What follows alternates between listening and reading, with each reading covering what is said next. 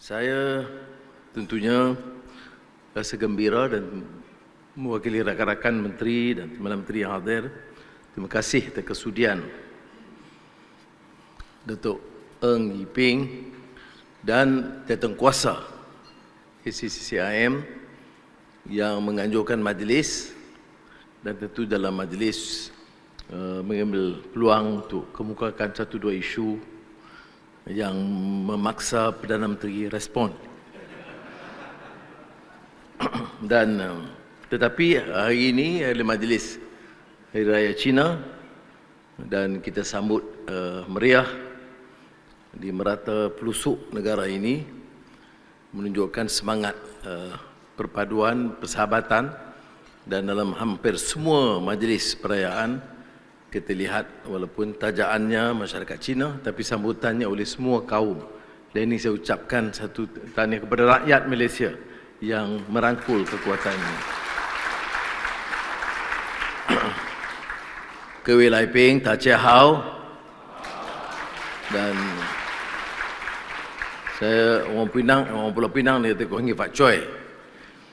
Senang dalam Hokian ni, kita besar dalam dunia Hokian, tapi kalau di Kuala Lumpur ni look dengan dia pesan saya bagi bahasa yang baik sikit. Jadi Sin Yen Kuai Le, Sin Yen Hao, Nien Nien Hao.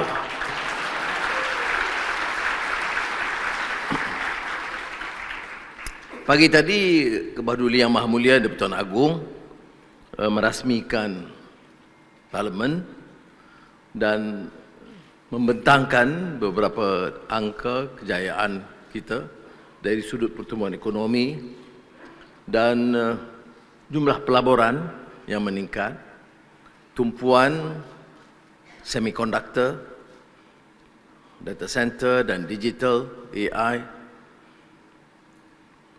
usaha-usaha kita dalam bidang transisi tenaga dari Pakar ke Pasir Gudang ke Sarawak,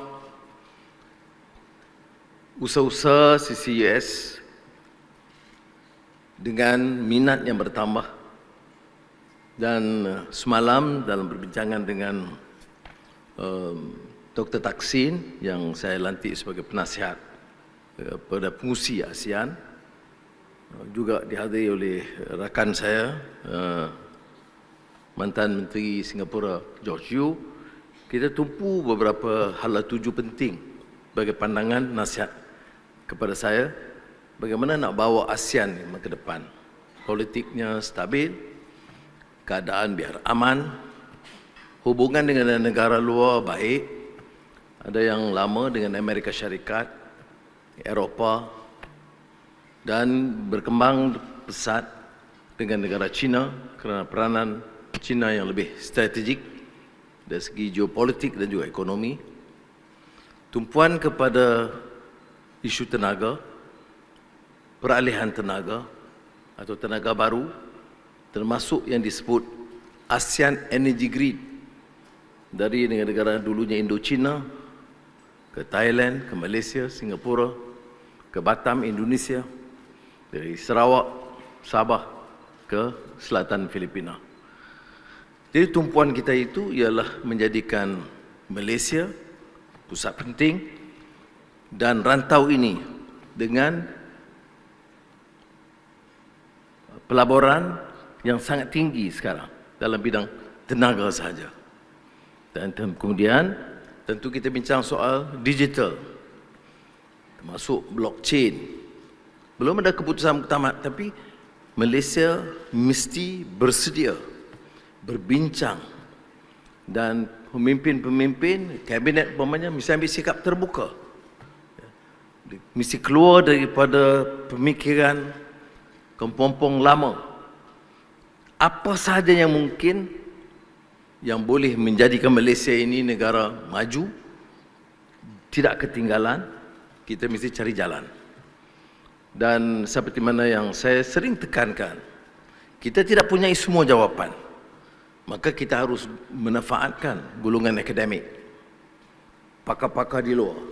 Dan yang penting, Dato' Eng, seperti mana saya sebut, keperluan Gabungan Dewan Perniagaan Malaysia, China, Melayu, atau India, Sabah, Sarawak mendapatkan pandangan mereka bagaimana sebagai satu pasukan kita bekerja cari jalan untuk tingkatkan lagi. Mau jadi pemimpin yang berkesan, apalagi negara Malaysia yang pelbagai rencam ini, kepentingan, harus kita dengar, menefatkan pandangan-pandangan mereka. Jadi saya bagi jaminan kepada Datuk Eng dan Datuk Kuasa, kita akan ambil serius pandangan-pandangan yang dikemukakan oleh semua sektor. Tentunya, kita tidak boleh tinggalkan ya, kelompok miskin, miskin bandar, petani, nelayan, peternak, pekebun. Tetapi untuk menjana pertumbuhan ekonomi yang lebih segar, peranan peniaga-peniaga, pengusaha dan dewan-dewan perniagaan sangat penting.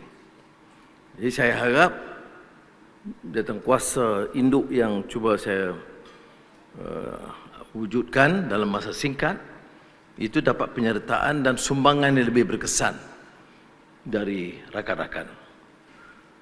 Now I'm stressing the importance of the entire team, the effort of political leaders, government ministers in particular, with the private sector, academicians, the professionals and the experts in various fields, and clearly the chamber, and your team has an important role to give your views because of the, not only the uncertainties, but to ensure that we become the dynamo to propel the economy, attract investments, and ensure that we give our best.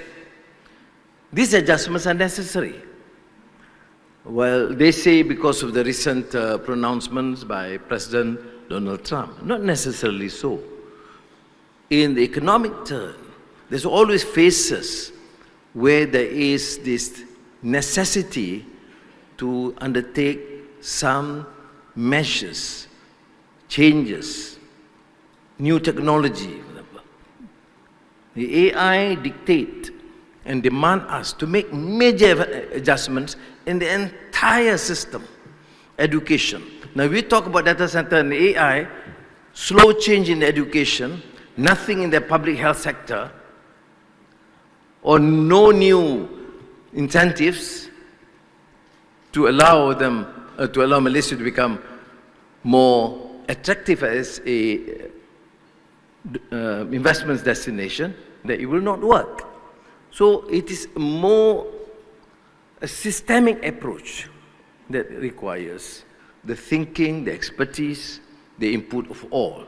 So what I'm trying to suggest is to appeal to all to give your best, because this is an opportunity. It's not always that political leadership takes a very open, liberal view to accept, to learn from one another, and to be considered to be part of this big team.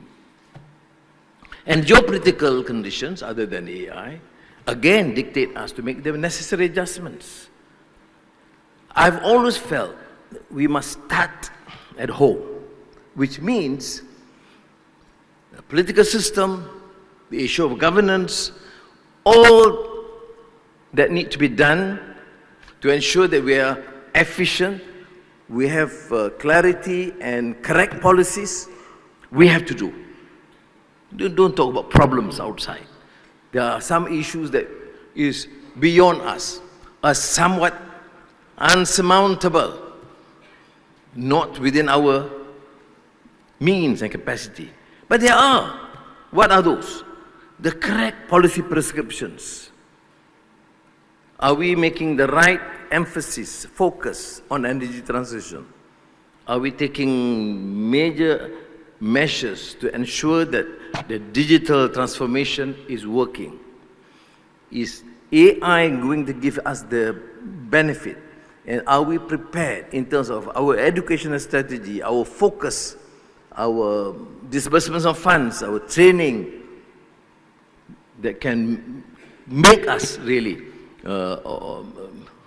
an effective nation in terms of utilizing this new technology.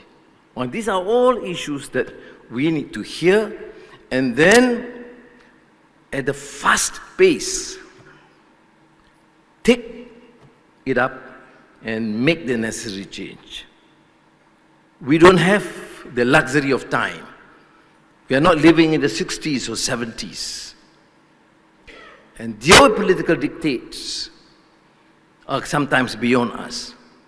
But the domestic policies and economy can be our major focus. I'm not saying that we can act independently, oblivious to the changes. No.